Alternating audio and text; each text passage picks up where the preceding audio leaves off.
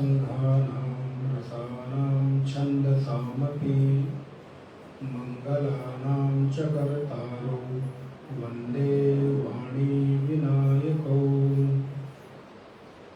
सदाशिवसमारम्भां शङ्कराचार्यमध्यमाम् अस्मदाचार्यपर्यन्तां वन्दे गुरुपरम्पराम् श्रुतिस्मृतिपुराणानाम् आलयं करुणालयं नमामि भगवत्पादशङ्करं लोकशङ्करं शङ्करं सोमयाचार्यं केशवं बादरायणं सूत्रभाष्यकृतौ वन्दे भगवन्तौ पुनः पुनः। ईश्वरो गुरुरात्मेति मूर्तिभेदविभागिने व्योमवद्व्याप्तदेहाय श्रीदक्षिणामूर्तये नमः। नारायण। तो हम लोग विचार कर रहे थे भगवान श्री राम के स्वरूप के ऊपर, भगवान श्री राम के धाम के ऊपर और भगवान श्री राम की हमारे जीवन में क्या महत्ता हो सकती है। राम जी का आलंबन जीव को एक सामर्थ्य देता है। भगवान का आलंबन जीव को एक शक्ति देता है, प्रेरणा देता है और उनके होने का एहसास आपको कभी कमजोर नहीं होने देता। नहीं तो हम लोग प्रायः छोटी छोटी सी परिस्थितियों में, छोटे छोटे से विपरीत विचारों में कई बार उलझ जाते हैं और उलझन का परिणाम होता है कि हम अपने आप को बहुत कमजोर अनुभव करने लगते हैं। हम अपने आप को बहुत छोटा अनुभव करने लगते हैं। लेकिन जब हमारे साथ किसी ऐसी ईश्वरीय सत्ता का साथ है, ये आलंबन और इस आलंबन पर दृढ़ भरोसा, इस आलंबन पर ऐसा मजबूत भरोसा, मजबूत विश्वास जब हम अपने भीतर रखते हैं तो विपरीत से विपरीत परिस्थितियों में भी हम ये अनुभव करते हैं कि एक ऐसी कोई सत्ता मेरे साथ है जो प्रत्येक क्षण मुझे संभाल रही है, प्रत्येक क्षण उसका साथ मुझे मिल रहा है।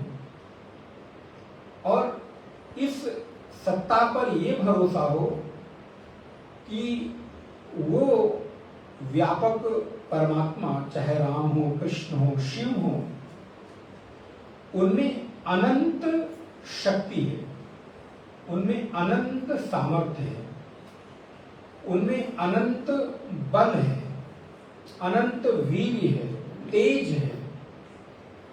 तो जब भगवान की अनंतता का बोध साधक को होता है तो वो कभी भी अपने आप को अकेला अनुभव नहीं करता, अकेला फील नहीं करता। और उस अनंतता में एक कण भी अगर जीव को मिल जाए, और मैं तो कहता हूं एक कण भी छोड़ो, केवल उनके होने भर का आलंबन का भरोसा केवल पैदा हो जाए तो भी आपका इस संसार में किसी भी विपरीत परिस्थिति में मन परेशान नहीं होगा। जाकी कृपा लवलेश ते, सुंदरकांड में आप लोग पढ़ते होंगे। रावण जो कि विजेता है, रावण जो कि सामर्थ्यवान है, रावण जिसने देवताओं पर भी विजय प्राप्त की है, अग्निदेव, पवन देव जैसे देव भी उसके यहाँ सेवा का कार्य करते हैं। जब श्री हनुमान जी महाराज लंका में पहुंचते हैं तो हनुमान जी के वीर पराक्रम, शौर्य, तेज और श्री हनुमान जी की भक्ति को देखकर रावण जैसा पराक्रमी योद्धा भी अपने आप को कमजोर और अपने आप को बलहीन समझने लगता है। और हनुमान जी से पूछा गया तो हनुमान जी ने कहा ये मेरा नहीं है, मेरे में ये सब कोई सामर्थ्य नहीं है, प्रभु की कृपा भयो सब काजू, ये उनकी कृपा से हो रहा है। अरे और रावण, तुमको जो लगता है, तुमने भी जो ये शक्ति, पराक्रम, शौर्य, तेज, बलवत्ता दिखाई दे रही हो, तुम्हारी नहीं है। जाकी कृपा लवलेस, लवलेस माने होता है कण भर, छोटा सा हिस्सा, एक ड्रॉप। आप समुद्र से एक ड्रॉप निकाल लें, शायद ड्रॉप की भी बूंद मैं कह रहा हूं कि ज्यादा ही हो जाती होगी, लेकिन एक समुद्र से एक कण निकालें और उस कण में जितना जल होगा उतनी सामर्थ्य पाकर तो अपने आप को इतना बड़ा बलवान, इतनी सामर्थ्यवान, इस तरह का व्यवहार कर रहा है कि तुझको लगता है कि तुझसे बड़ा इस संसार में और कोई नहीं है। तो जाकी कृपा लवलेस ते जिते हूं चराचर झारे, संपूर्ण चराचर को जो तूने जीत लिया है, अपने वश में कर लिया है। तो जाकी कृपा लवलेस ते जिते हूं चराचर झार, तासु दूत, वो नहीं है, मेरे भगवान नहीं आए हैं, मैं उनका दूत हूं, सेवक हूं। उन्होंने मुझे बस केवल अपना आशीष देकर भेजा है। तो जाकी कृपा लवलेस ते जिते हूं चराचर झार, तासु दूत में जाकर मैं तो उनका संदेशा लेकर उनका कार्य करने के लिए यहां पर आया हूं। और जब तक राम काज नहीं हो जाता तब तक मुझे विश्राम नहीं मिलेगा। और ये राम काज मैं नहीं कर रहा हूं। हनुमान जी में कभी भी मैं का भाव नहीं है। हनुमान जी कहते हैं ये सब मेरे राम जी के बल का प्रताप है, बस उन्हीं की कृपा से हो रहा है। इसलिए हनुमान जी का परिचय, हनुमान जी कहते हैं मैं दास हूं कौशलेंद्र का, दासो हूं कौशलेंद्र। मैं भगवान राम का, कौशलेंद्र का केवल और केवल दास हूं, मेरा इतना ही परिचय पर्याप्त है। इसीलिए एक किसी साधक का परिचय अपने जीवन की उपलब्धियों के साथ नहीं होता, उसका परिचय अपने परमात्मा के साथ होता है। मैं दासानुदास हूं। जितनी विनम्रता, जितनी शरणागति, जितना झुकने का भाव भीतर पैदा होता जाता है, भक्ति उतनी ही प्रगाढ़ होती चली जाती है। क्योंकि भक्ति रुकती वहां है जहां उसको गड्ढा मिलता है, अर्थात जहां उसको नीची जमीन मिलती है, भूमि मिलती है, भक्ति वहीं जाकर टिकती है, रुकती है। एक छोटा सा उदाहरण है, कैसे बोले, सिमिट मानस को थोड़ा विहंगम दृष्टि से आप देखते चलिएगा। सिमिट जल भरई तलावा, जिम सद्गुण सज्जन पई आवा। जैसे कोई सद्गुण किसी सज्जन में आते हैं, किस प्रकार बोले, जैसे सिमिट जल भरे ही तलावा। जब बारिश का समय होता है तो आप देखते होंगे कि भूमि गीली हो जाती है, और गीली भूमि पर किसी पशु का या आपका ही जब पैर पड़ जाता है मिट्टी में, कभी पता नहीं आप लोगों को अवसर मिलता है कि नहीं मिट्टी में भी पैर रखने का क्योंकि हर जगह तो कंक्रीट, टाइल्स, मार्बल और पता नहीं क्या क्या तो लगा के रखते हैं आप।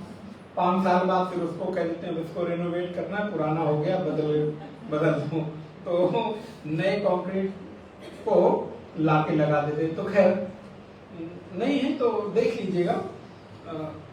सिमिट जल भरे तलावा, जिन सद्गुण सज्जन पे ही आवा। तो जैसे बारिश हुई, वर्षा ऋतु हुई, तो मिट्टी गीली हो गई, तो गीली मिट्टी के कारण अगर कोई वहां पर अपना पैर रखता है तो वहां पे थोड़ी वो भूमि दब जाती है, गड्ढा हो जाता है। अब परिणाम क्या हुआ कि आसपास का जितना भी पानी है रिस कर, सरक कर धीरे धीरे उस छोटे से गड्ढे को भरने लगता है। अभी थोड़ी देर पहले क्या था कि वहां से पानी बहकर निकल गया, लेकिन जैसे ही वहां पर छोटा सा भी गड्ढा हुआ, उस गड्ढे में पानी जल अपने आप आके भरने लगता है। उसी प्रकार जैसे जैसे मेरे भीतर विनम्रता, शरणागति, उदारता, औदार्य, मधुरता, ये गुण हृदय में आने लगते हैं, तो भक्ति महारानी भी आपके हृदय में वहां पर धीरे धीरे आती है। इसलिए किसी भी साधक में सडनली साधना का परिणाम देखने को नहीं मिलता है, ध्यान रखिएगा। आपको लगे कि एक साधना शिविर कर लिया, एक ग्रंथ पढ़ लिया, एक बार कथा सुन ली, 5 बार माला जप कर ली, तो बस हम सिद्ध हो गए। नहीं, वो तो भ्रम हो सकता है, सिद्धि नहीं हो सकती है। क्योंकि साधना का जो क्षेत्र है वो धैर्य का क्षेत्र है, प्रतीक्षा का क्षेत्र है। यहाँ एक दिन में परिवर्तन होता हुआ नहीं दिखाई देता है। यहाँ तो जब सद्गुरु की कृपा हो, आपके परमात्मा का अनुग्रह हो आपके ऊपर, तो धीरे धीरे धीरे धीरे आपके भीतर वो गुण आने प्रारंभ होते हैं। जैसे उस गड्ढे को भरने के लिए आसपास का जल उस ओर बढ़ता रहता है और उसको भरता रहता है, वैसे ही जैसे जैसे आपके हृदय में विनम्रता का गड्ढा भरता है, विनम्रता जैसे जैसे आपके भीतर आती जाती है, वैसे वैसे भक्ति प्रगाढ़ होती चली जाती है। तो सिमिट जल भरे तलावा, जिन सद्गुण सज्जन पै आवा। तो श्री हनुमान जी महाराज कहते हैं, हम ऐसे राम के दास हैं, अपने विषय पर हैं, हम ऐसे राम के दास हैं जिस राम के प्रताप से रावण एक कण को पाकर तो इतने बड़े साम्राज्य का स्वामी बन गया है। उस परमात्मा की कृपा से मैं लंका में आया हूं और मेरा कार्य भक्ति की खोज करना है। मेरा कार्य भक्ति रूपी माता की प्राप्ति करनी है। और ध्यान रखना मेरे भाई बहन, भक्ति कभी भी स्वयं चलकर नहीं आती, उसके लिए किसी न किसी संत का आलंबन ग्रहण करना पड़ता है। हनुमान जी जैसे भक्त के पास भी राम जी की कृपा होते हुए भी जब तक विभीषण जैसा संत हनुमान जी को नहीं मिला, तब तक भक्ति रूपी सीता की प्राप्ति हनुमान जी को नहीं हुई। भक्ति की खोज के लिए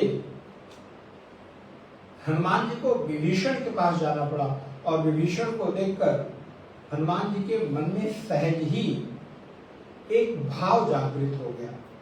और ये भी सत्य है, जब कोई साधक साधना करता है, कोई संत को हम देखते हैं, तो मन के भीतर एक सहज स्वाभाविक आकर्षण, एक सहज स्वाभाविक मन के भीतर शरणागति, मन के भीतर भावना अपने आप उमड़ती है। ये लक्षण है भजन के, साधना के, उसकी तपस्या के। जब हनुमान जी ने देखा कि इतनी लंका के बीच में, जहां पर सारे के सारे दुष्ट हैं, राक्षस हैं, असुर हैं, मदिरा आदि पान करने वाले लोग हैं, इन दुष्टों के बीच में एक कुटिया ऐसी दिखाई देती है जहां पर रामायुध अंकित गृह शोभा बरनी न जाए, नव तुलसिका वृंद तहां देखी हर्ष कपिराय। ऐसे दुष्ट लंका में ऐसे विपरीत वृत्तियों के बीच में एक सात्विक वृत्ति दिखाई दे रही है। ध्यान दीजिएगा, इस कथा को जरा अपने से जोड़ने का प्रयास करिएगा। भी आपके भीतर भी ये विचार कभी कभी आता होगा और आप भी ऐसे झंझावातों से विचारों के बीच जब उलझते होंगे, लेकिन उसी बीच कोई आपके भीतर से साधना के संस्कार, श्रवण के, सत्संग के, संत दर्शन के संस्कार की एक वृत्ति जागृत होती है और आपके उलझन में एक सहारा मिलती है। कैसे? जैसे लंका में राक्षसों के बीच श्री हनुमान जी महाराज को एक कुटिया में राम राम लिखा हुआ दिखाई दिया, तो राम जी के नाम को देखकर हनुमान जी को लगता है कि नहीं, अब मुझे यहाँ सहारा मिल सकता है, यहाँ भी सज्जन लोग हैं। इसी प्रकार आपके भीतर भी विभिन्न प्रकार की दुष्वृत्तियों के बीच, आसुरी वृत्तियों के बीच, विभिन्न प्रकार के नेगेटिव थॉट्स के बीच आपके अंदर वो सामर्थ्य है कि अगर आप देखेंगे तो वो भक्ति का एक कण आपके अंदर छुपा हुआ मिलेगा। बस करना क्या है कि आपके पास हनुमान जी जैसी दृष्टि होनी चाहिए। लेकिन हनुमान जी जैसी दृष्टि होगी कैसे? जब तक कि आपके भीतर भक्त भाव नहीं जागृत होगा, जब तक कि आपके भीतर भक्ति नहीं जागृत होगी, तब तक आप अपने अंदर छुपे हुए उस राम रूपी सात्विक वृत्ति को पहचान नहीं सकते। जैसे हनुमान जी महाराज को जब विभीषण की कुटिया दिखाई दी तो मन में आलंबन हुआ, मन में एक धैर्य आया और विभीषण जैसे संत के पास जब श्री हनुमान जी महाराज पहुंचते हैं तो आपको मालूम है दोनों लोगों में चर्चा हुई और विभीषण ने कहा, श्री हनुमान जी हम आपको भक्ति का पता तो बताएंगे, अर्थात माता सीता लंका में कहाँ रह रही हैं ये मैं तुम्हें बताऊंगा, लेकिन सिद्धांत से नहीं। बोले फिर? बोले शॉर्टकट से बताऊंगा। बाप कहेंगे महाराज ये कैसे? तो मानस में जब आप पढ़ेगा विभीषण कहते जुगुति, एक शब्द आता है जुगुति विभीषण सकल बताई सुनाई, अर्थात विभीषण जी ने सिद्धांत से इतर हटकर एक युक्ति बताई। युक्ति को आप बहुत साधारण भाषा में समझे, जुगाड़। समझते? जो काम कई बार सिद्धांत से नहीं होता, वो जैसे आप ही लोग देखिए कई बार कुछ व्यवस्था करनी होती है तो वैसी प्रॉपर नहीं हो पाती, तो आप कहते चलाओ इसको यहाँ रख दो, इसको ऐसे जोड़ दो और अपना काम। तो बोले ठीक इसी प्रकार संत लोग भक्तों को सिद्धांत से अगर भक्ति का उपदेश करेंगे तो उनको पहुंचते पहुंचते वर्षों बीत जाएगा। इसलिए गुरुजन अपने भक्तों को, शिष्यों को युक्ति बताते हैं। वही युक्ति जैसे विभीषण ने हनुमान जी को बताई, हनुमान जी को युक्ति बताई और नारायण, लेकिन उस युक्ति में एक शर्त रख दी। बोले महाराज ये शर्त क्या थी? बोले देखो भैया ये जीवन गिव एंड टेक का है, लेने देने का है, यहाँ फ्री में कोई चीज मैं तुम्हें अगर कोई युक्ति बता रहा हूं तो बदले में मैं भी आपसे कुछ। हनुमान जी ने कहा भाई हमारे पास तो है नहीं, हम तो ऐसी जाति में जन्म लिए हैं कि प्राप्त ले जो नाम हमारा ते दिन ताई न मिले आहार। हम तो ऐसी पशु योनि में है कि अगर प्रातः काल मेरा कोई नाम ले ले तो उसको आहार नहीं मिलते, हालांकि वहां अर्थ उसका अलग है। उसको आहारा, जो सामान्य भोजन करते हैं वो आहार होता है, लेकिन जो असामान्य भोजन होता है वो आहारा होता है। तो सुबह सुबह अगर हनुमान जी का नाम ले लो तो दिन भर आपको इधर उधर की चीजें नहीं मिलेंगी।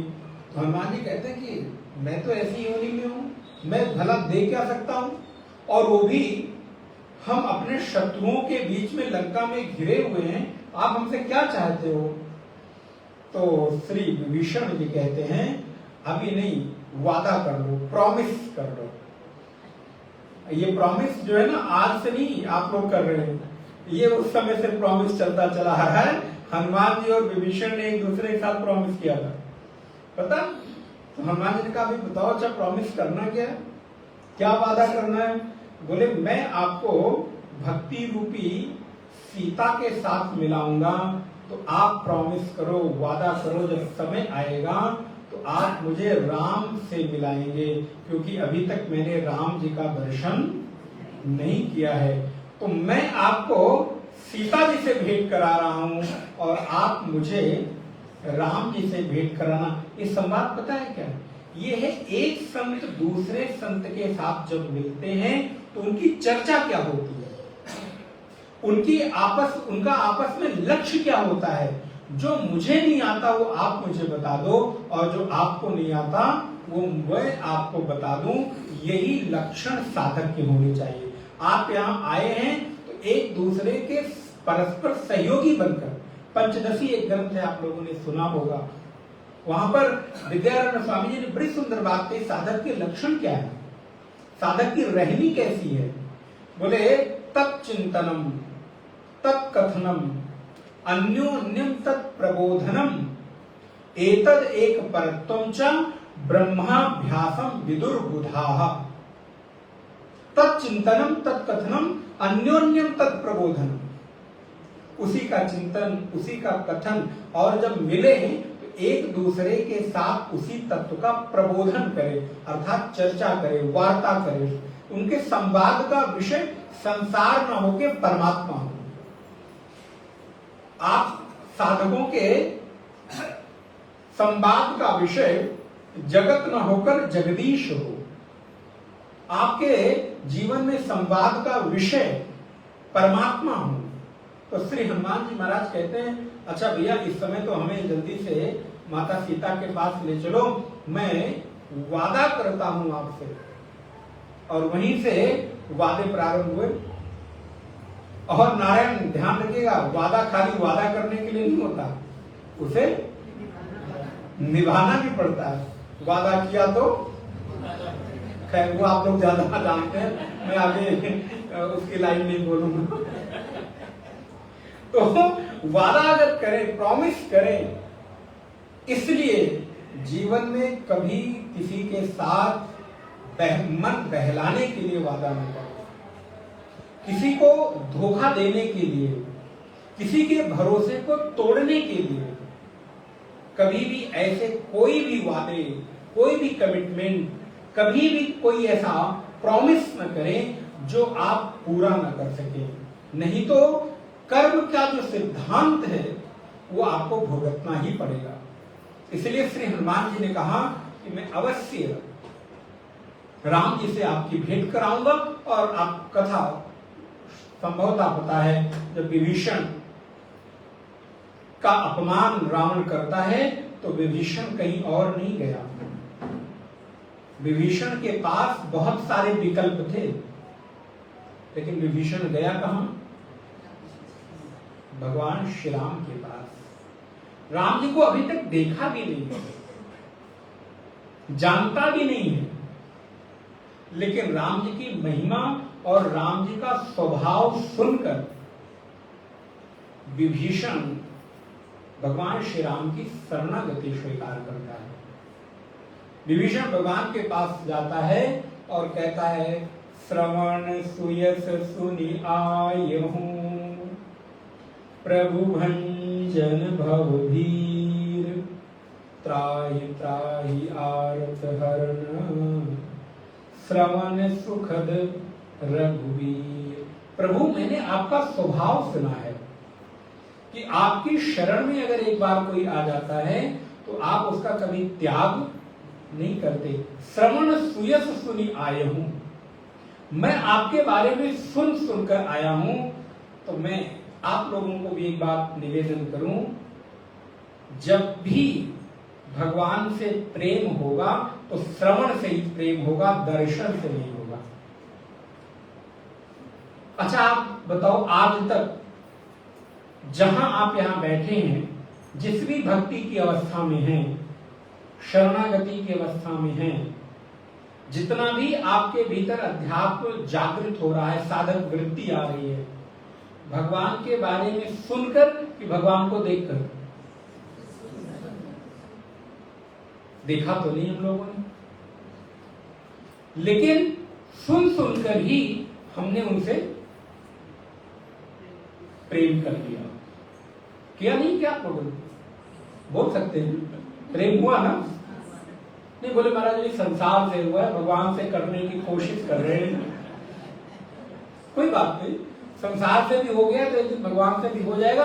इसका मतलब अगर संसार से हो गया है तो आप में प्रेम की संभावना है, तो आज संसार से है तो कल भगवान से भी हो जाएगा, तो चिंता की कोई बात नहीं है। श्रवण सुनी आए हो, प्रभु मैं आपके बारे में सुन सुनकर आया हूं, और हम और आप भी। इसलिए मैं निवेदन कर रहा हूं कि सारी कथाओं को आप अपने से रिलेट करें। कथा तो कथा सुनने के लिए नहीं, यूं तो सारी कथाएं आप जानते ही, सब सुना हुआ है। आज हमें और आपको भी भगवत तत्व के बारे में जो कुछ भी पता है, देख कर नहीं, हम लोग तो देखने की कोशिश कर रहे हैं। इसलिए राम जी को किसी प्रतिमा में देखते हैं, मूर्ति में देखते हैं, पाषाण में देखते हैं, काष्ठ में देखते हैं, स्वर्ण में देखते हैं, जिसकी भी आकृति है, प्रतिमा है, उसमें उस राम को देखने की कोशिश करता हूं जिस राम के बारे में मैंने सुन रखा है। आप जिस राम जी को अभी देखने जा रहे हैं ना, वहां उस मूर्ति में वो राम नहीं है, बल्कि उस मूर्ति में उस राम का आप दर्शन करेंगे जिस राम को आपने सुना है, जाना है। किंचित यदि आपका हृदय पवित्र हुआ है तो थोड़ा अनुभव किया है उनके बल, वीर, पराक्रम, तेज का, तो उस अपने अंतस हृदय में विराजमान राम की बनाई हुई प्रतिमूर्ति का दर्शन आप उस राम मंदिर में, नहीं तो ऐसे तो सड़क के किनारे कितनी मूर्तियां पड़ी हैं,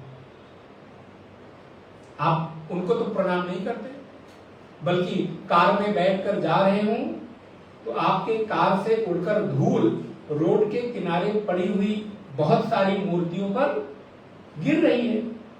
हो सकता है कि पानी भरा हो सड़क के किनारे, और जो मूर्तिकार है, मूर्ति बनाने वाला, आपने देखा होगा सड़क के किनारे बहुत सारी मूर्तियां बिकती रहती हैं, रखी रहती हैं।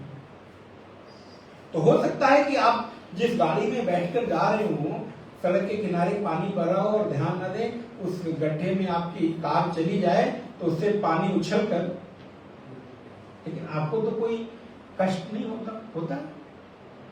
ठीक है, हो, चलो ज्यादा से ज्यादा क्षमा करें। लेकिन अच्छा, कदाचित आपके घर में जहां आपने मंदिर बना रखा है, हो सकता है किचन में कोई छोटी सी अलमारी में भगवान को रख दिया हो, बेचारे न चाहते हुए भी सारी सुगंध उन्हीं को जा रही है, तो इसलिए मूर्ति को किचन में ना रखें, मंदिर वहां न बनाए, मंदिर प्रॉपर उनका स्थान होना चाहिए। तो खैर, आपने अपने घर में लड्डू गोपाल रखा होगा, राम जी को रखा होगा, जिसकी भी देवी जी की मूर्ति रखी होगी, और आप बैठकर उनको स्नान करा रहे हैं। अगर आपकी भावना है तो वो आपसे बात करते हैं, कभी अनुभव करिएगा। छोटी सी मूर्ति के साथ वो जो आपका इमोशन है ना, जब जुड़ता है तो आपको लगता है कि वो आपके मनोभाव को जान रहे हैं, सुन रहे हैं। आपको शिकायत करनी हो तो, और आपको कृतज्ञता, धन्यवाद देना हो तो, दोनों ही स्थितियों में वो आपको सुनते हैं। बस हृदय होना चाहिए कि आप उनके साथ अपने को जोड़ सको। अच्छा, आप स्नान करा रहे हैं, नहला रहे हैं, और कदाचित आपके हाथ से वो मूर्ति सड़क के नीचे गिर जाए तब क्या होता है बताइए। कभी आपने अनुभव किया कि आपके हृदय में कितनी वेदना होती है, कितना कष्ट होता है? आपको लगता है जैसे आपके प्राण निकल गए, आपको लगता है कि कितना बड़ा अपराध, पाप हो गया। और वही अभी थोड़ी देर पहले गाड़ी में बैठकर, कार में बैठकर आप जा रहे थे और आपके ही कार से धूल और मिट्टी और पानी उड़कर एक मूर्ति पर गई और आपको कष्ट नहीं हुआ, आपको वो प्रभाव, वो फर्क नहीं पड़ा। क्यों? क्या ऐसा अंतर आ गया? मूर्ति तो भी है, मूर्ति तो भी है। क्योंकि आपने इस मूर्ति में, अपने हृदय में उकेरी हुई आकृति का, अपने हृदय में बनाए हुए भगवान के प्रतिबिंब को आपने उस मूर्ति में अनुभव किया, उस मूर्ति में आपने ट्रांसफर कर दिया। क्या? आपके हृदय की बनाई हुई आकृति। इसलिए जिस राम के स्वरूप का दर्शन आप मंदिर में करते हैं, उस राम के स्वरूप का दर्शन पहले आपके हृदय में होना चाहिए। उनकी आकृति, उनका विस्तार, उनका स्वभाव, उनका प्रभाव।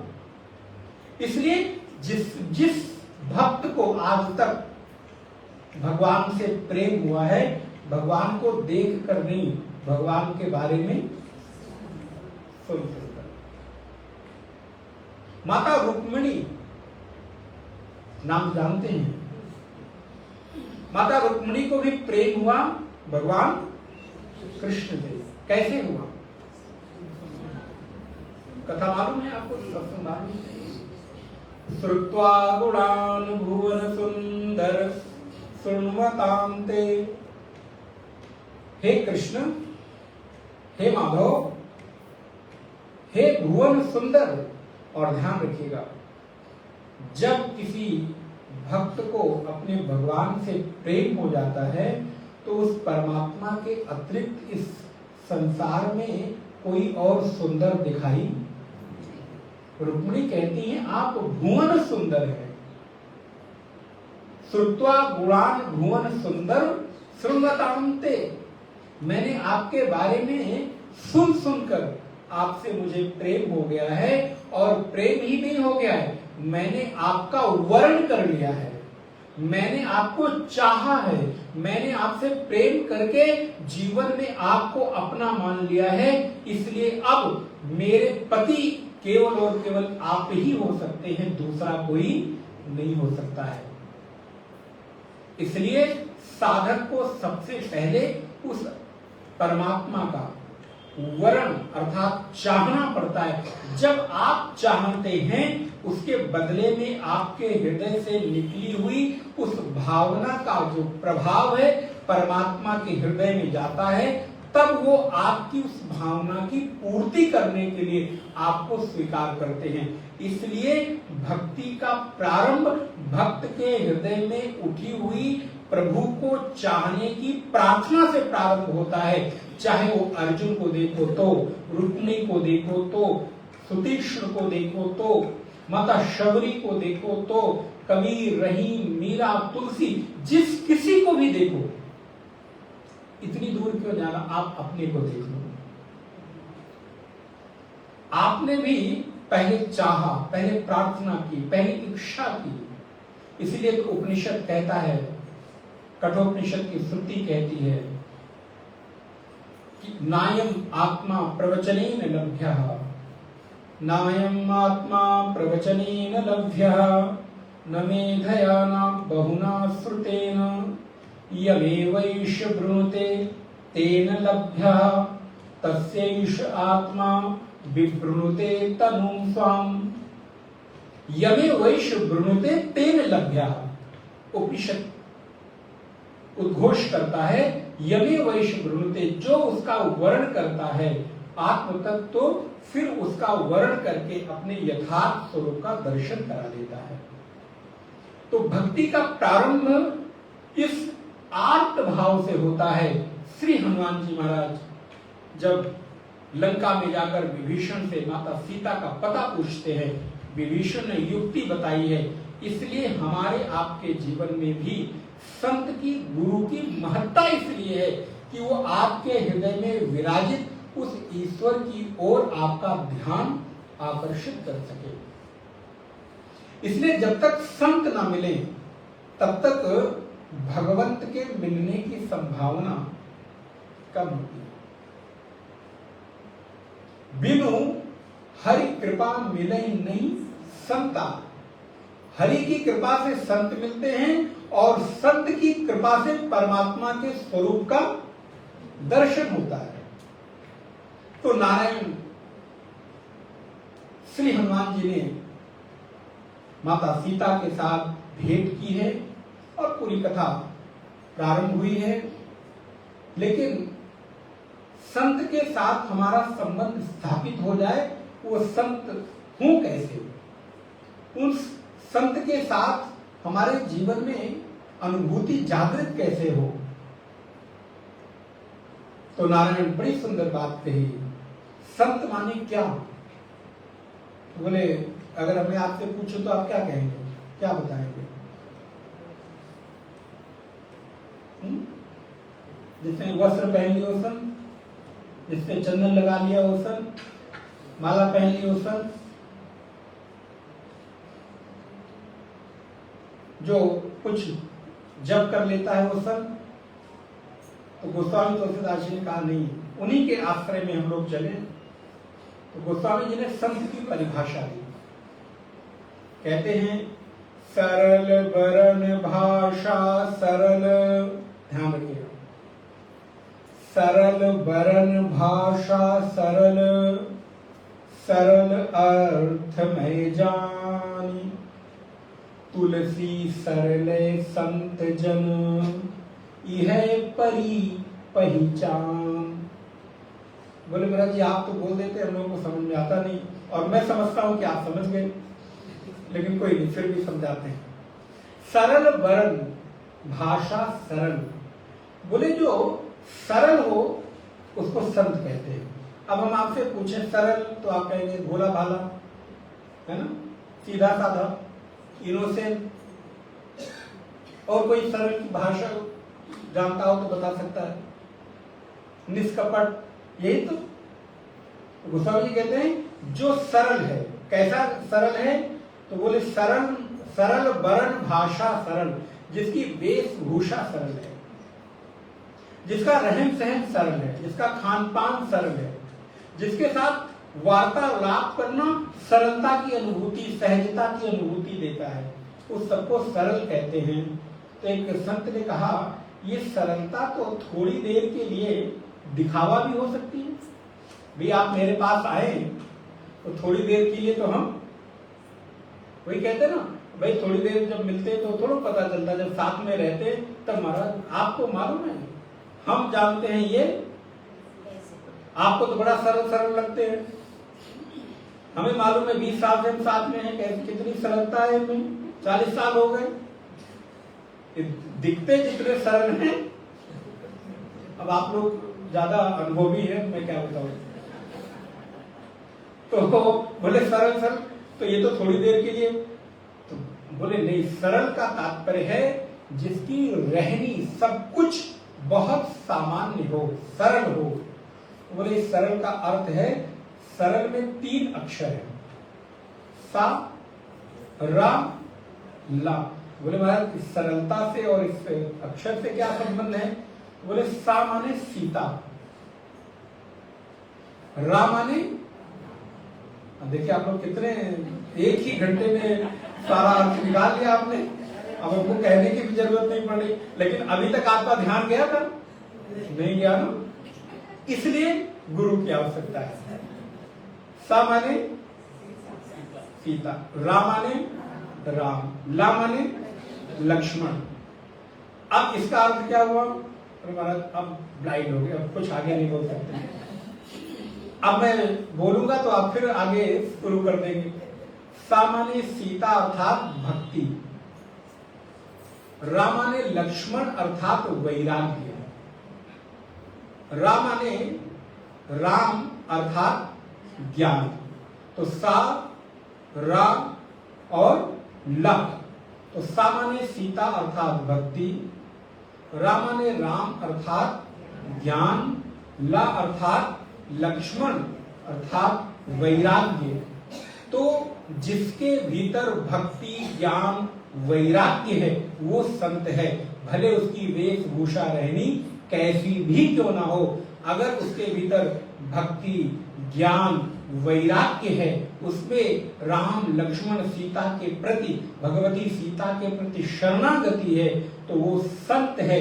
और ऐसे संत से मिलकर अगर आपके भीतर भी भक्ति जागृत हो जाए, ज्ञान की प्राप्ति हो जाए और मन में थोड़ा वैराग्य आ जाए, भले पूरा ना आए, थोड़ा सा मन आए कि काश मैं भी ऐसा होता, काश मैं भी सब कुछ छोड़कर, त्याग कर भजन करता, साधना करता, मैं भी साधक जीवन जीता।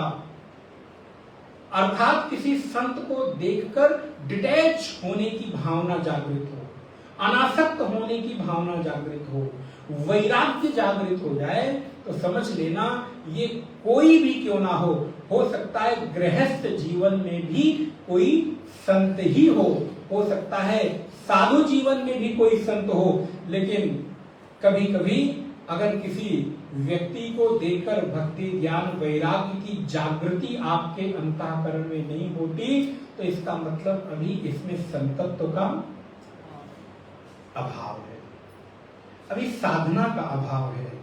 इसलिए जब कोई संत मिले तो आपके जीवन में वैराग्य जागृत कर दे। जब कोई संत मिले आपके जीवन में ज्ञान की पिपासा, जिज्ञासा जागृत कर दे। कोई संत मिले तो आपको भजन करने का मन करे, उसको देख के लगे मैं भी अच्छा 2 माला और कर लेता, 5 माला और जब कर लेता तो कितना अच्छा रहता। इस स्वरूप को देखकर यदि आपके भीतर ये भाव जागृत होता है, इसका मतलब हनुमान जी जब विभीषण से मिले तो हनुमान जी को क्या वृत्ति जागृत हुई?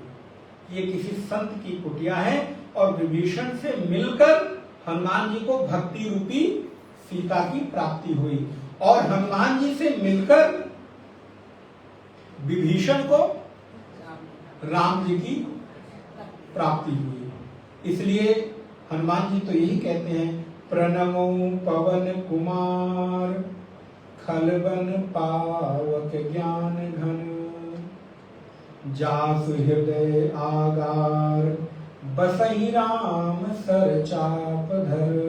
इसलिए तो श्री हनुमान जी के हृदय में कौन बसता है? बोले बसई राम सर चाप धर। भगवान श्री राम, लक्ष्मण और भगवती सीता अर्थात हनुमान जी के हृदय में भक्ति, ज्ञान और वैराग्य नित्य प्रतिष्ठित हैं। और आपके जीवन में भी यदि भक्ति, ज्ञान, वैराग्य प्रतिष्ठित है, इसका मतलब आपका हृदय राम, लक्ष्मण, सीता से भरा हुआ है, आपका हृदय खाली नहीं है। तो यदि आप अपने हृदय में भगवान श्री राम को सिंहासन पर, सुबह की कक्षा स्मरण करिएगा, अपने हृदय रूपी सिंहासन पर आरूढ़ करना चाहते हैं तो आपको क्या करना होगा? ऐसे नहीं आएंगे राम जी धनुष बाण लेकर, वो ज्ञान के रूप में आएंगे, वो भक्ति के रूप में आएंगे, वो वैराग्य के रूप में आएंगे। तो जब ऐसी साधक में अधिकारी भाव जागृत होता है, योग्यता जागृत होती है, तो गुरु उसको उपदेश करते हैं। और जब गुरु उपदेश करते हैं तो साधक के मन की जो जिज्ञासा है, इच्छा है, शंकाएं हैं, वो निर्मूल होने लगती हैं। और श्री लक्ष्मण भैया ने आज लक्ष्मण जी ने श्री राम जी को सुख पूर्वक आसन पर बैठा हुआ देखकर उनके मन में जिज्ञासा जागृत हो गई। ध्यान रखिएगा, आज श्री राम और भगवान भैया लक्ष्मण भाई भाई नहीं है, इस समय उपाधि बदल गई है। इस समय वो दोनों किसी संबंधी, एक मां से जन्म लेने वाले, एक पिता से जन्म लेने वाले सहोदर भाई भाई नहीं है, ये भाव नहीं है। जैसे पिता और पुत्र अगर एक ही ऑफिस में काम कर रहे हो और कदाचित पिता सीनियर होते ही हैं और पुत्र जूनियर हो, तो वहां ऑफिस में पिता पुत्र का संबंध नहीं चलता। वहां तो सिद्धांत पे काम होता है। अगर सही है, पुत्र सही है, तो पिता को भी मानना पड़ेगा, भले ही वो बॉस क्यों ना हो। अगर वो गलत है तो फिर उसको मानना पड़ेगा। ठीक इसी प्रकार संबंध में उपाधियों के अनुसार भावनाएं बदलती रहती हैं। अब एक छोटे से उदाहरण से आपको बताऊं। एक ही शहर में दो परिवार वर्षों से रह रहे हों, मिलते जुलते भी हों, मित्र भी हों, आना जाना भी हो, लेकिन थोड़े समय के बाद दोनों लोगों के परिवारों में ये विचार बने कि मैं अपनी बेटी का विवाह आपके बेटे के साथ कर देता तो अच्छा रहता। उसने भी देखा संबंध अच्छा है, रिश्ता अच्छा है और स्वीकार कर लिया। अच्छा, कि वर्षों से वो एक दूसरे के को जानते थे, कि शहर में एक ही मोहल्ले में रह रहे थे, व्यवहार भी हो रहा था, लेकिन जैसे ही रिश्ते की बात प्रारंभ हुई, क्या बदल गया? कुछ बदला कि नहीं? भावनाएं बदली। पहले आने पे हो सकता था कि ऐसे ही बड़े ही ऑर्डिनरी तरीके से ग्लास का पानी भर के रख देते, लोग पी लो। अब क्या हुआ? बोले अब ट्रे ले आओ, साफ सुथरा गिलास ले आओ, अब खाली पानी नहीं देना है, अब कुछ मिठाई फिर कोई ड्राई फ्रूट्स भी रखो। अच्छा, वो पुरानी रखी है वहां से निकाल ले आओ। तो क्या किया हमने? तुरंत व्यवहार। अच्छा, अभी थोड़े दिन पहले तो आए थे, पिछली दिवाली पिछली होली पर आए थे, तो ये तो आपने नहीं किया था। फिर तो आपने वही जो डिब्बा भर के रखते हैं उसी में सभी को देते रहते हैं। कदाचित महाराज हम लोगों के सामने भी कई बार लोग ऐसे ही वो डिब्बा बढ़ा देते हैं।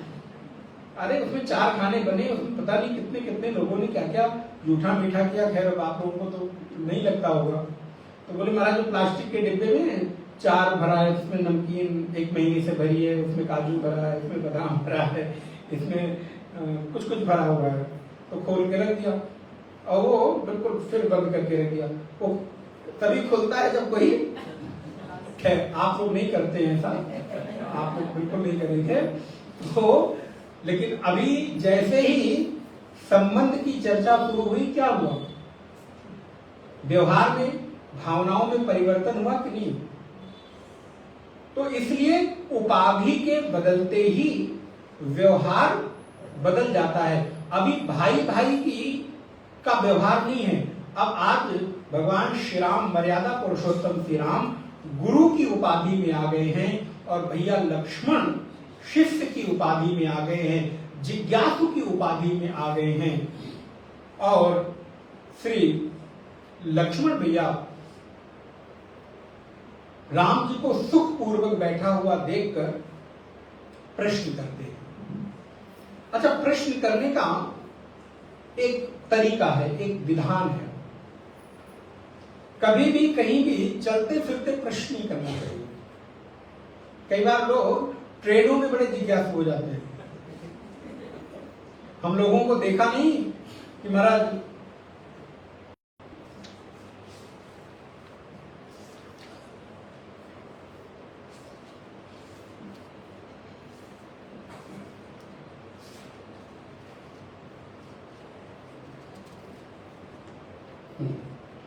जबते राम कीन तह बासा, सुखी भय मुनि बीती त्रासा। जबते माने जिस समय से राम जी ने चित्रकूट से दंडकारण्य में, नासिक के आसपास का जो क्षेत्र है वो दंडकारण्य का क्षेत्र कहा जाता है। तो जबते राम कीन तह बासा, सुखी भय मुनि बीती त्रासा। सारे मुनि सुखी हो गए, सभी का दुख बीत गया और नारायण गिरिवर नदी ताल छबिछाए, दिन दिन प्रति अति होई सुहाए। एक दो पंक्ति हम ऊपर से ले रहे हैं, आप अभी आएगा उसमें। जब से भगवान श्री राम दंडकारण्य में आए हैं, राम जी के आने के पहले दंडकारण्य सूखा रहता था, वहां कोई चीज उगती नहीं थी। लेकिन भगवान श्री राम ने जब से वहां निवास किया है, वृक्षों में फल आना प्रारंभ हो गया है, नदियों में जल का प्रवाह बढ़ गया है, पशु पक्षी विचरण करने लगे हैं और खग मृग वृंद आनंदित रही, मधुर मधुर गुंजत छवि लही। सोबन बरन्न सब अहि राजा, जहां प्रगट रघुवीर विराजा। जहां पर रघुवीर विराजित हैं, अर्थात भगवान श्री राम विराजित हैं, उसकी महिमा, उसकी छवि कौन कह सकता है। तो एक बार लोग पाठ करेंगे। एक बार प्रभु सुख आसीना, लक्ष्मण बचन कहे छल हीना। सुर नर मुनि सचराचर साई, मैं पूछूं निज प्रभु की नाई। मोहि समुझाई कहूँ सोई देवा, सब तजी करो चरण रज सेवा। कहूँ ज्ञान विराग अरु माया, कहूँ सो भगति करूँ जेहि दाया। ईश्वर जीव वेद प्रभु, सकल कहूँ समुझाई। जाते होई चरण रति, शोक मोह भ्रम जाई। जब से प्रभु श्री राम ने वहां पर निवास किया है, सभी लोग आनंदित रह रहे हैं। और सच बात है, जब राम जी के बारे में सुनकर इतना आनंद हो रहा है, यदि राम जी का दर्शन हो जाए तो आनंद की तो, क्योंकि राम जी कैसे हैं, जो आनंद सिंधु सुख राशि, सीकर ते त्रैलोक सुपासी। वो तो आनंद के सागर हैं, समुद्र हैं। जब राम जी के बारे में अभी हम लोग सुन रहे हैं, वो भी कुछ सुनाने की सामर्थ्य नहीं, बस खाली टूटी फूटी लाइनों में हम लोग थोड़ा बहुत गुणगान गा रहे हैं, तब मन आनंदित हो जाता है। जब आप पूजा, जब ध्यान करते हैं और हृदय में एक क्षण के लिए अगर कभी आपको झलक मिल जाती है, आनंद हो जाता है, तो आप जस्ट विचार करके देखो, जहां साक्षात प्रभु सच्चिदानंद घन परमात्मा श्री राम विराजित हों, उनका दर्शन करके पशु पक्षी कीट पतंग नर नारी सब आनंद के सागर में सराबोर हो रहे हैं। राम जी ने देखा कि सारे पशु पक्षी आनंदित हैं, तो वो भी किसी वृक्ष के नीचे बैठकर और सुख पूर्वक आसन पर विराजित हो गए। और इसी मौके की तलाश में श्री लक्ष्मण जी, मुझे लगता है बहुत दिनों से रहे होंगे कि ये राम जी कभी ऐसे तो बैठे जब बिल्कुल फ्री फील करें। तो प्रश्न करने का एक तरीका है, एक समय है, किसी भी समय प्रश्न नहीं करना चाहिए। प्रश्न तब करें जिससे आप प्रश्न कर रहे हैं वो बिल्कुल फ्री हो, सुखपूर्वक बैठा हो। इसलिए यहां पर विधि बताई, एक बार प्रभु सुख आसीना। सच्चिदानंद घन परमात्मा सुखपूर्वक आसीन हैं और लक्ष्मण वचन कहे छल हीना। श्री लक्ष्मण जी ने छल कपट या कोई हिडन एजेंडे को लेकर नहीं, परीक्षा लेने को लेकर प्रश्न नहीं कर रहे हैं, बल्कि सहज ही उनके मन में एक वृत्ति जागृत हुई है और उन्होंने पूछा। और एक पंक्ति लक्ष्मण जी जो कहते हैं बड़ी महत्वपूर्ण है, आप देखिएगा। मैं पूछूं, मिली, मैं पूछूं निज प्रभु की नाई। ये जो निज शब्द है ना, ये बहुत महत्वपूर्ण है। निज,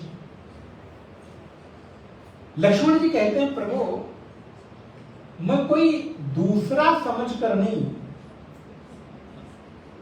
अपना समझकर। और मैंने आपको निवेदन किया मेरी माताओं बहनों भाइयों, प्रभु के साथ जब आपकी निजता का भाव जागृत होता है ना, वैसे तो प्रभु सर्वव्यापक है, सबके हैं, लेकिन मैं एक बात कहता हूं, प्रभु हैं सबके ठीक है, लेकिन आपका ये भाव जागृत हो और ये भाव पुष्ट हो कि प्रभु केवल और केवल मेरे हैं। जब ये संबंध और इस संबंध की मधुरता की प्रगाढ़ता होती है ना, अब आप इन शब्दों के अर्थ को कितना समझ पाते हैं, समझेंगे तो आपको आनंद आएगा। आप लोगों ने पूज्य स्वामी सुबोधन जी को सुना होगा, बॉम्बे जाते रहते थे, अगर कभी अवसर मिला हो तो हम लोग चूंकि उसी परंपरा में उन्हीं से पढ़ा है तो फिर प्रभाव थोड़ा आ जाता है।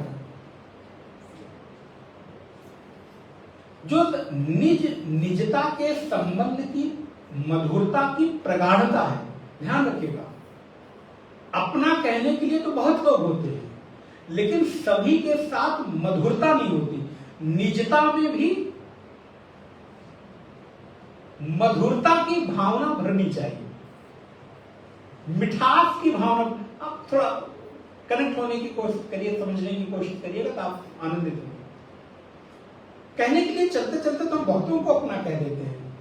ट्रेन में कोई यात्री मिलता है, फ्लाइट में कोई यात्री मिलता है, आपको लगता है कि हमारे अपने हैं, बहुत करीब हैं, लेकिन सबके साथ उस करीब हैं, निज हैं, अपने हैं, इसके साथ एक जागृति होती है जिसको कहते हैं मधुरता की जागृति, मिठास, जहां उसके होने और न होने दोनों से आप प्रभावित होते हैं।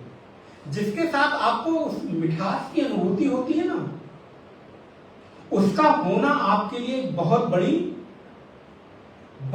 बड़े आलम्बन का सहारा बनती है। और यदि जिसके साथ मिठास की अनुभूति नहीं है, उसका न होना आपको उतना प्रभावित,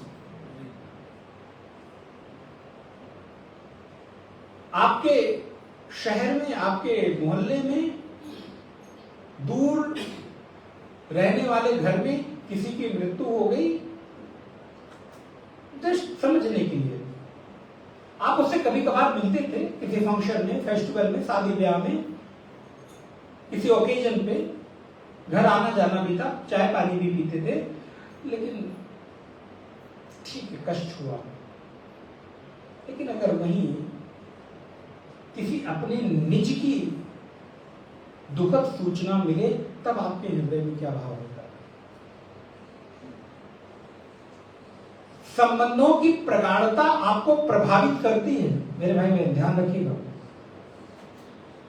इसलिए आप किस संबंध में कितनी निजता अनुभव करते हैं, आपका संबंध माता पिता से भी होता है, आपका संबंध भाई से भी होता है, आपका संबंध बहन से भी होता है, आपका संबंध अपनी पत्नी से, प्रेमी प्रेमिका से भी होता है,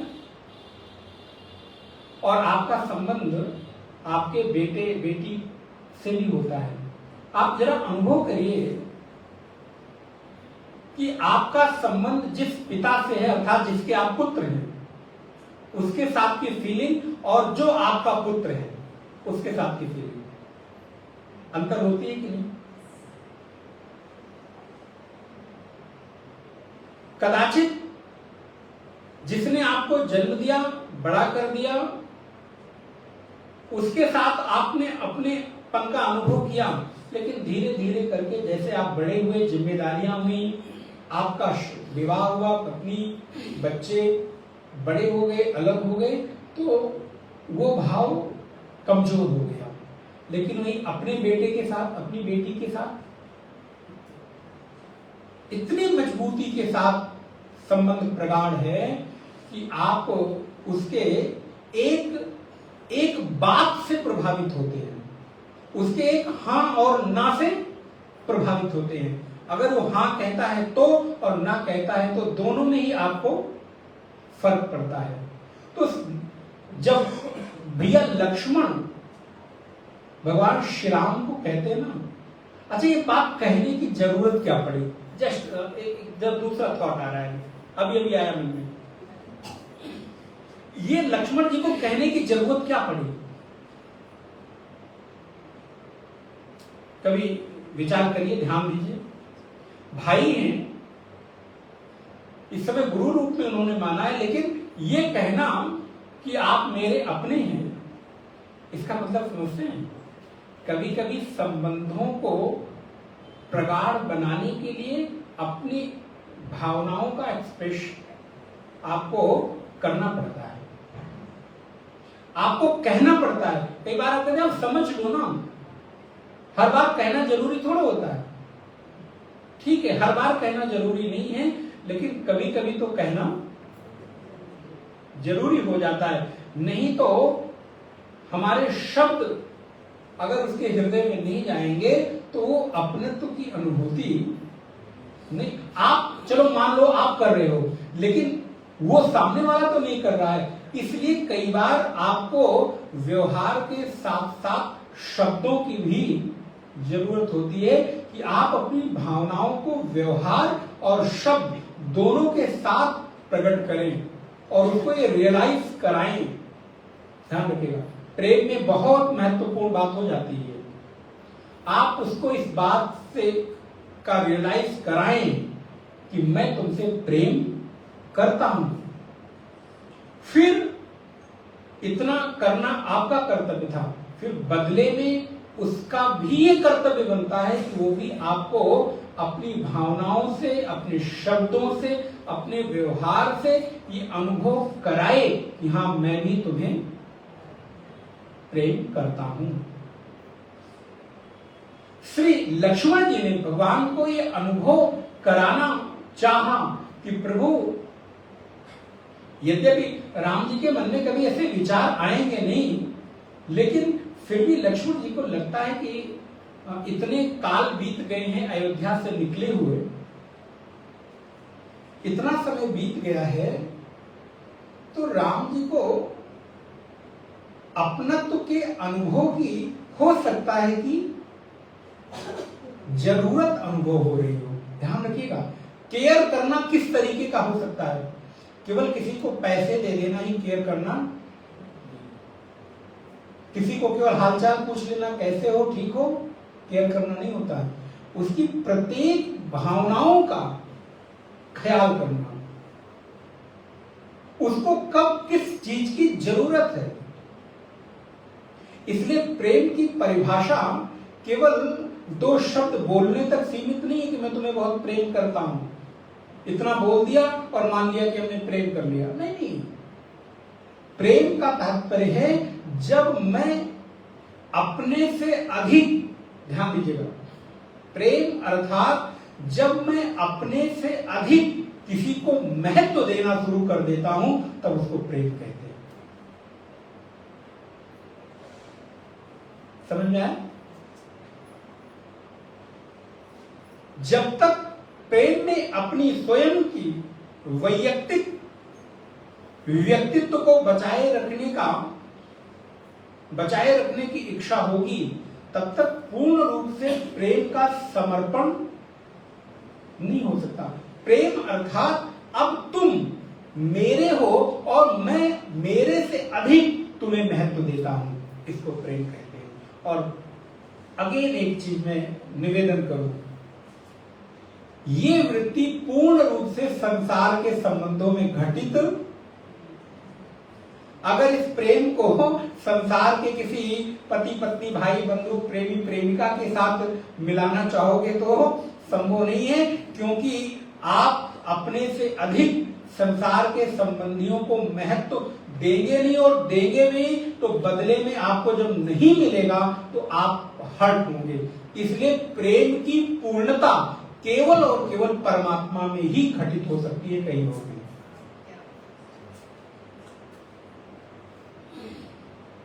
संसार में प्रेम होता है, संबंध निर्माण होता है, करना पड़ता है, लेकिन वो एक व्यवहार जगत का केवल और केवल संबंध निर्वहन तक सीमित है।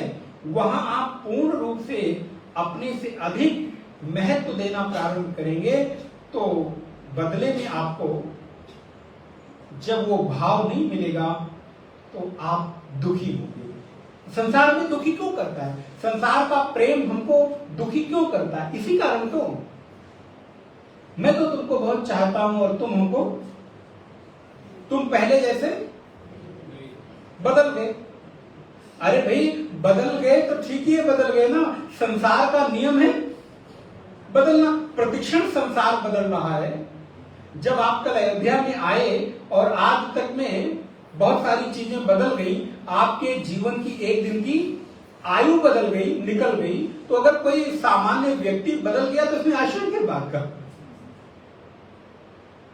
लेकिन हम अपेक्षा क्या करते हैं? जब तुम पहली बार मिले थे, तुमसे पहली बार डेट पर गए थे ना, तब में, और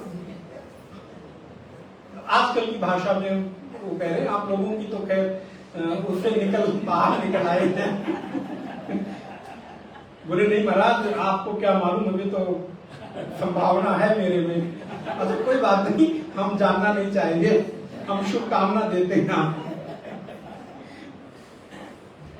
तो क्या हुआ? जब मैं अपने से अधिक, और अपने से अधिक इस संसार में मनुष्य को तो महत्व नहीं दिया जा सकता। वो और केवल परमात्मा ही हो सकते हैं कि प्रभु आप ही मेरे से अधिक आप हो। और ये भी सच है, जब आप प्रभु के साथ, परमात्मा के साथ इस संबंध की अनुभूति करते हैं ना, तो भगवान उससे अधिक आपको ये रियलाइज कराते हैं कि तुम, क्योंकि मैं तुम्हारे पग पग पर तुम्हारे साथ खड़ा हूं। इसलिए श्री लक्ष्मण भैया प्रयोग करते हैं, मैं पूछो निज प्रभु की नहीं, दूसरे के राम की तरह नहीं पूछ रहा हूं, किसी और के राम की तरह नहीं पूछ रहा हूं। आप जो राम हो वो केवल और केवल मेरे। जैसे कि आप किसी संबंध में सबसे पहली शर्त क्या रखते हैं? मैं तुम्हारे साथ प्रेम तो करूंगा, संबंध तो रखूंगा, लेकिन इसके अलावा दूसरा कोई, प्रेम की पहली शर्त ये है कि दो के बीच में कोई तीसरा, और जैसे किसी तीसरे के होने की आहट होती है, हो या ना हो, भ्रम भी हो जाए, संदेह भी हो जाए, तो भी सारी चीजें बनी बनाई, वर्षों के संबंध,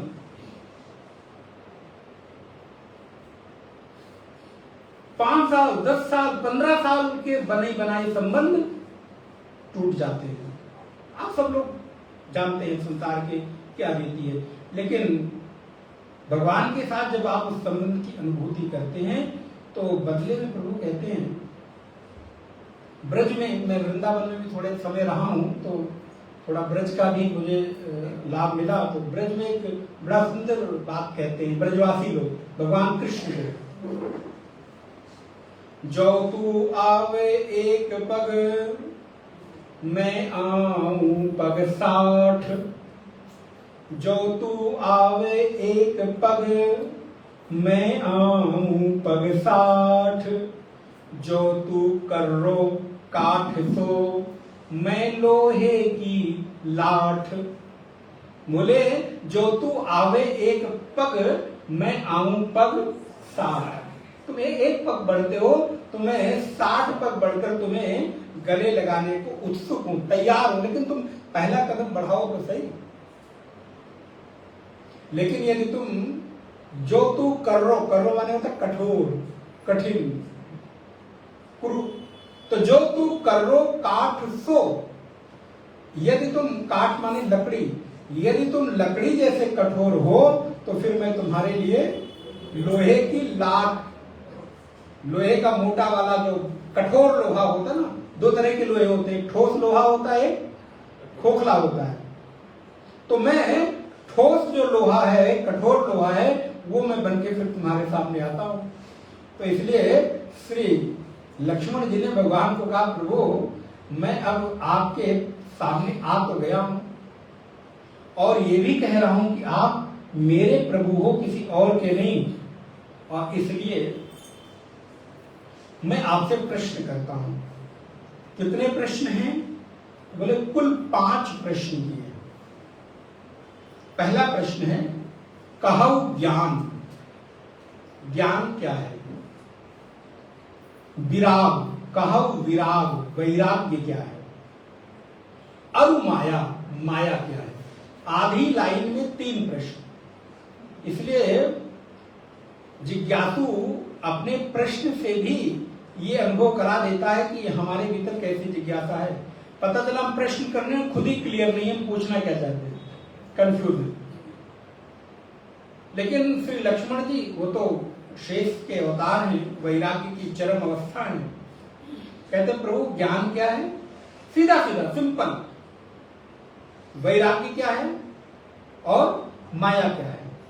चौथा कहते कहौ सो भगति करम जय दाया। और प्रभु ये बताइए कि वैराग्य के साथ भक्ति क्या है? देखिए इसलिए इसको अलग कर दिया, भक्ति को बिल्कुल अलग कर दिया। कहौ सो भगति करहु जय दाया, अर्थात आप भक्ति को बताइए जिस भक्ति के कारण आप जीवों पर दया करते हैं, वो भक्ति क्या है? 4 प्रश्न।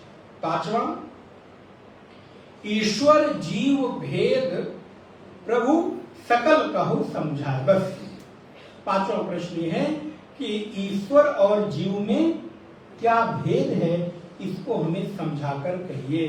तो प्रश्न मुझे लगता है हम लोगों को समझ में आ गया। अगर प्रश्न स्पष्ट रहे तो उत्तर धीरे धीरे हम लोग इसको देखेंगे। तो 5वां प्रश्न ये है कि कहौ ईश्वर जीव भेद प्रभु सकल कहौ समझाए। ईश्वर क्या है, जीव क्या है और इनका भेद क्या है, ईश्वर और जीव में क्या अंतर है, और इसको एक लाइन में नहीं, मुझे सब भली बात ही समझाकर कहिए।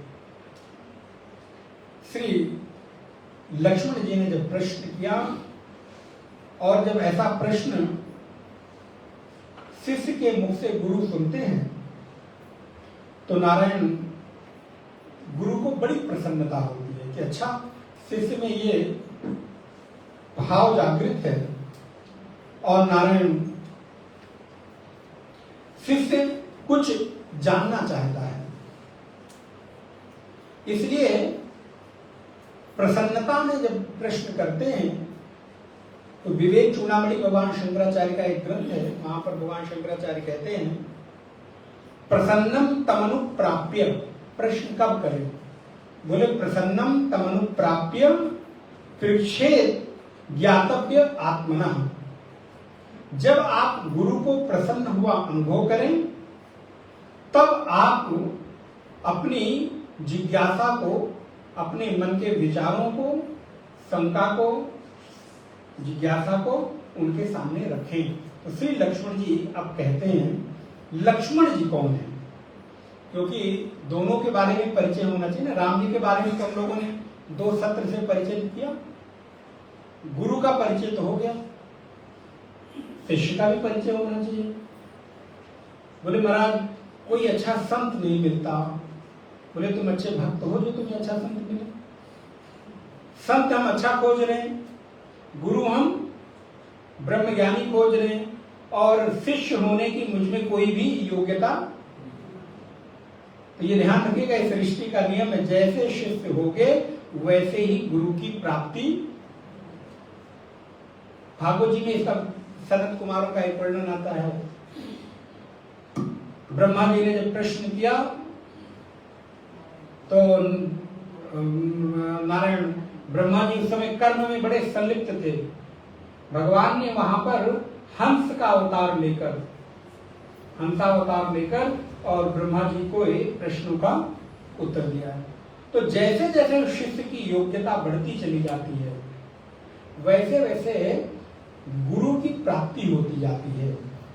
इसलिए श्री राम जी का परिचय जान तो लिया, गुरु का परिचय मिल तो गया, लेकिन इस राम गीता का जो शिष्य है, प्रश्नकर्ता श्री लक्ष्मण जी, वो कौन है? श्री लक्ष्मण जी का एक परिचय भी हमने आपको दिया कि जो वैराग्य की मूर्ति है, वैराग्य की चरम सीमा है, शेष के अवतार हैं और राम जी के साथ लीला के लिए वो ब्रह्म 4 अंशों के सहित अवतार लिया है, जिसमें एक श्री लक्ष्मण जी भी हैं। माता कौशल्या से भगवान श्री राम का जन्म हुआ है और माता सुमित्रा से भैया लक्ष्मण और शत्रुघ्न का जन्म हुआ है और माता कैकेयी से भैया भरत का जन्म हुआ है। तो महाराज दशरथ के 4 संतानों में दूसरी जो संतान है वो श्री लक्ष्मण जी है और लक्ष्मण जी के जीवन का एक ही मात्र उद्देश्य है और वो है राम सेवा।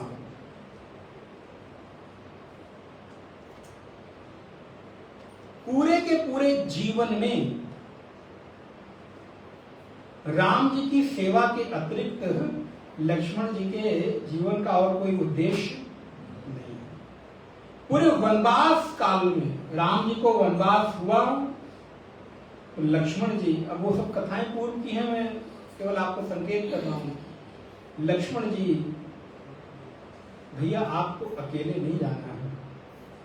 वनवास लक्ष्मण जी को नहीं मिला था, वनवास तो केवल और केवल,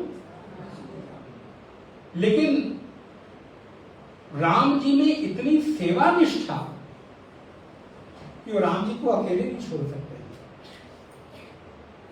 14 वर्ष अखंड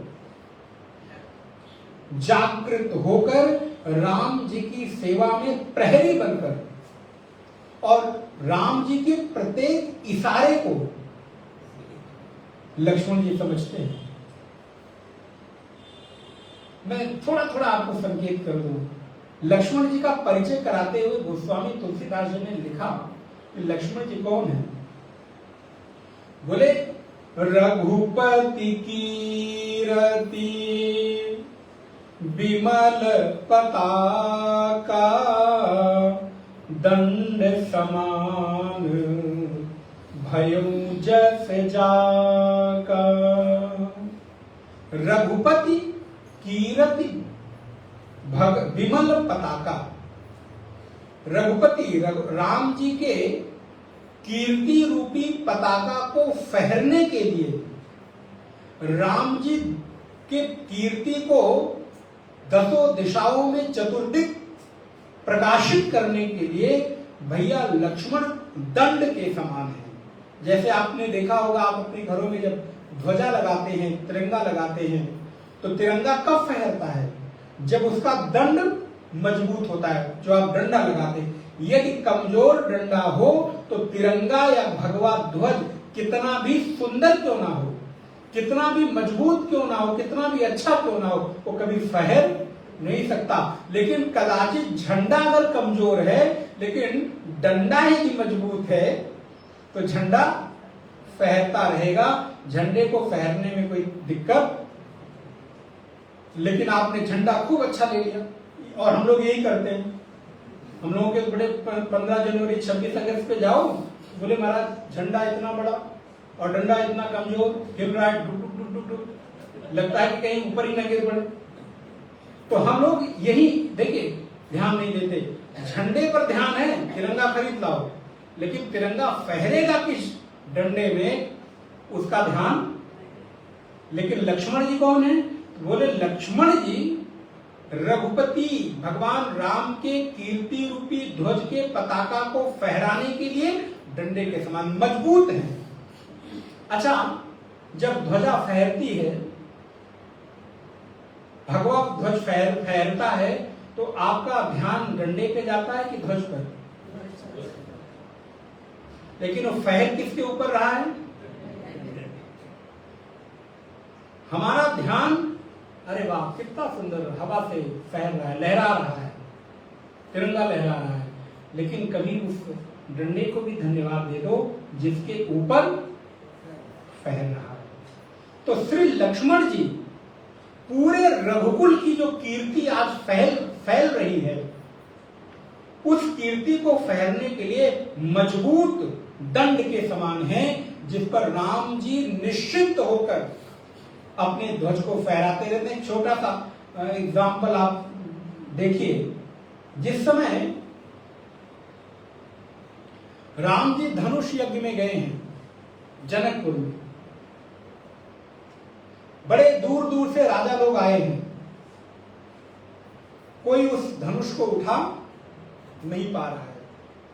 कथा मालूम है ना आप लोग? तो नारायण सारे राजा आते हैं और उस धनुष को उठाने की कोशिश करते हैं, लेकिन कोई उसको उठा नहीं पाता। और महाराज जनक की प्रतिज्ञा क्या है? जो इस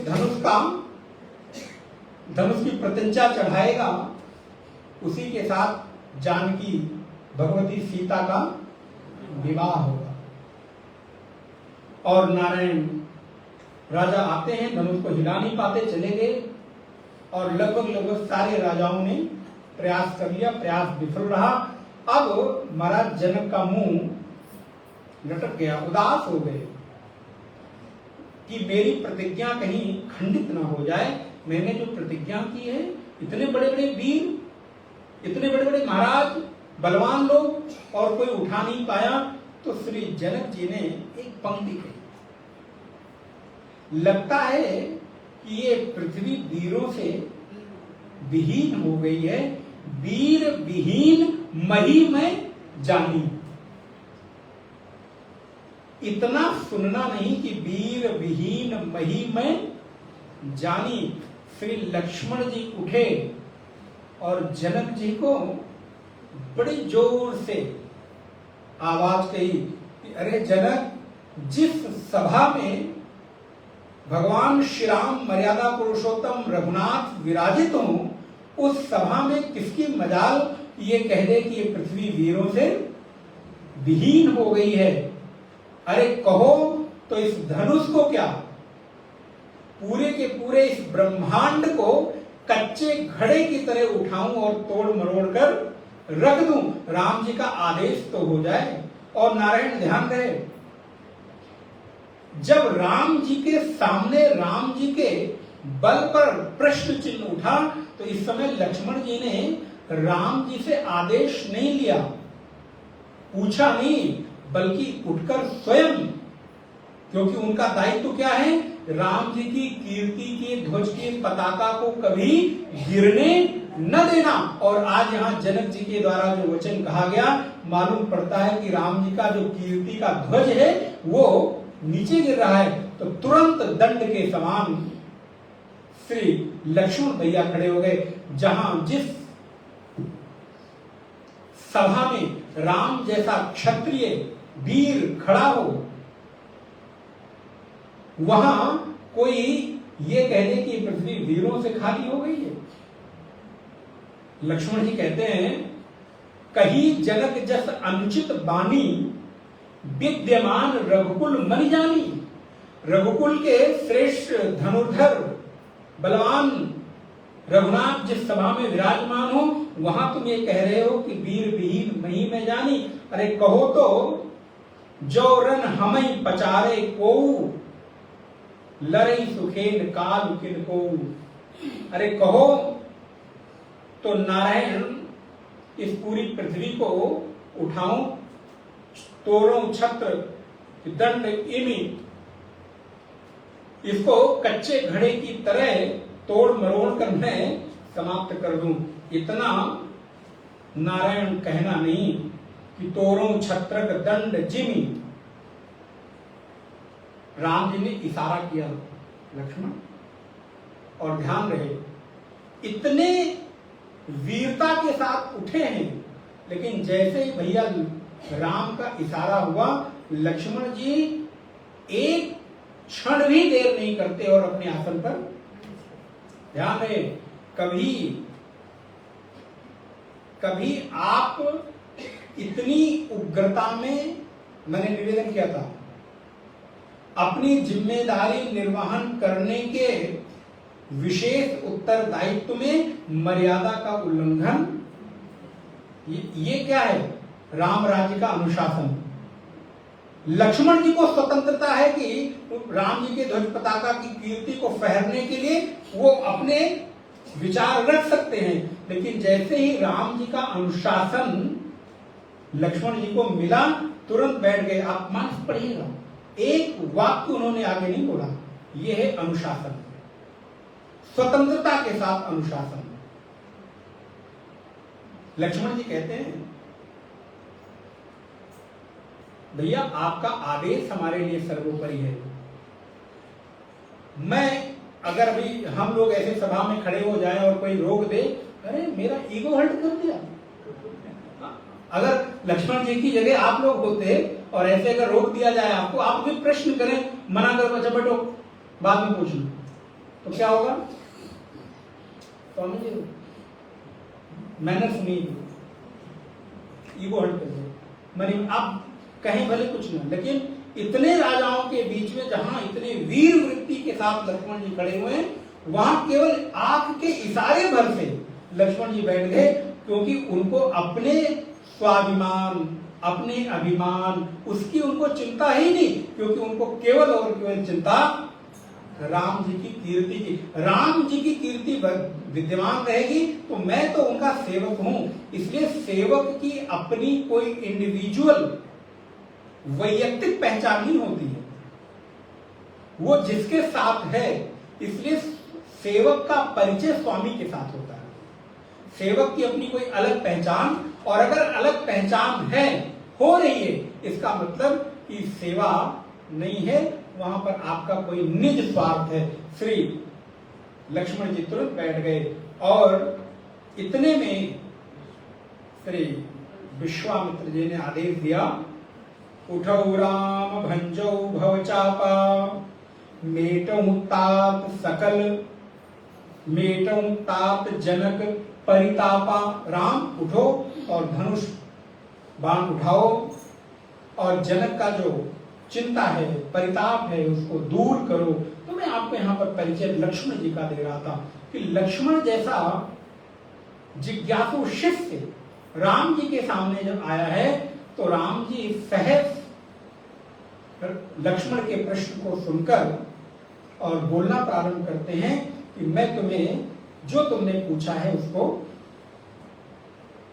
सारी चीजों को बहुत विस्तार से नहीं, संक्षेप में सुनाऊंगा, क्योंकि विस्तार करेंगे तो बहुत हो जाएगा। तो सब श्री राम बोलना प्रारंभ करते हैं। तो प्रश्न किया है, बोलेंगे तो थोड़ा समय तो लगेगा। तो अब प्रश्न आज हुआ है तो उत्तर कल मिलेगा, ठीक है ना? तो अब 24 घंटे का तो समय राम जी को दीजिए। इतना संवाद हो गया है तो थोड़ा विश्राम कीजिए, 2 बार भगवान का नाम संकीर्तन, उसके बाद कल सुबह हम लोग फिर मिलेंगे। अब आप पूरे दिन फ्री हैं, स्वतंत्र हैं, लेकिन अनुशासन के साथ। श्री राम जय राम, जय जय राम, श्री राम जय राम, जय जय राम, श्री राम जय राम, जय जय राम, श्री राम जय राम, जय जय राम, जय सिया राम, जय जय सिया राम, जय सिया राम, जय जय सिया राम, जय सिया राम, जय जय सिया राम, जय सिया राम,